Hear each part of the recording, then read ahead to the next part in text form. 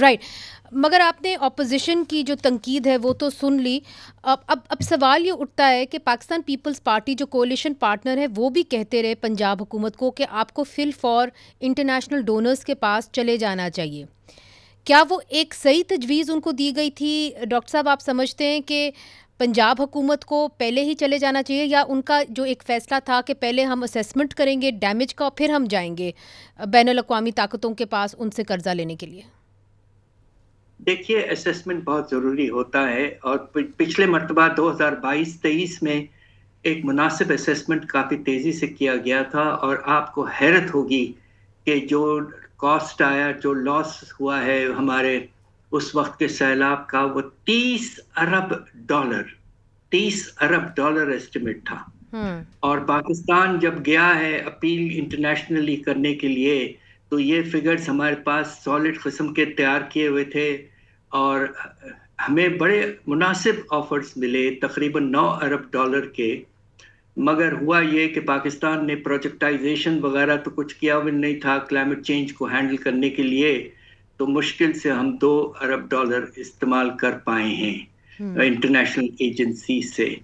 ہمیں کوشش یہ کرنا چاہیے کہ ایک کمپریہنسو پلان بنایا کلائمیٹ چینج، جبکہ آئی ایم ایف نے آپ کو ایک ریزیلینس فیسلٹی کے تحت $1.4 ارب بھی دیے ہیں.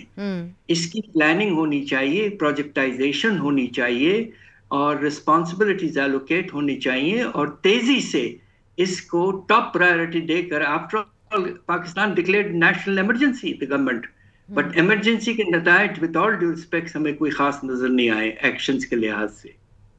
So it is very important that climate change be given topmost priority, and we handle it with absolutely with maximum allocation of priority and resources. یہ آپ نے بڑی دلچسپ بات کی، مگر دیکھیے مریم نواز صاحبہ بار بار یہ کہتی رہیں کہ جی ہمیں اس وقت جو ہے بین الاقوامی طاقتوں کے پاس یا انٹرنیشنل ڈونرز کے پاس جانے کی ضرورت نہیں ہے، پنجاب حکومت خود ہی اپنی مدد آپ کر لے گی. کیا پنجاب حکومت کے پاس وہ کیپیسٹی ہے؟ چونکہ آئی ایم ایف آلریڈی کہہ چکا ہے کہ جو بھی ہم نے آپ کو رقم دی ہے آپ وہ سیلاب زدگان کے اوپر استعمال نہیں کر سکتے.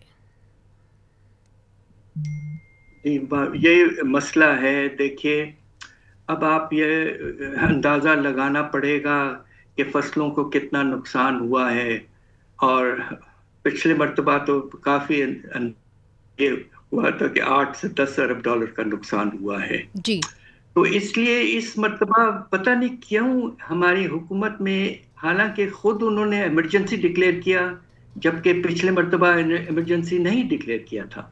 اس مرتبہ خیال یہ تھا کہ ارجنسی ہے، ایمرجنسی ڈکلیئر کیا گیا ہے، انٹینسٹی بہت ہے، اور آگے چل کر بہت سے اقدامات لیے جائیں گے، مگر ود آل ڈیو ریسپیکٹس وہ مومنٹم اور کمٹمنٹ مجھے نہیں نظر آ رہا ہے. جب آپ کہتے ہیں کہ وہ مومنٹم اور کمٹمنٹ نہیں نظر آ رہا، what has disappointed you? Disappointed me is the quick action in terms of relief, rehabilitation, and to some extent move towards reconstruction and a process of bringing the system back to normal. Even the relief side, I have a feeling, has not been as strong as it ought to have.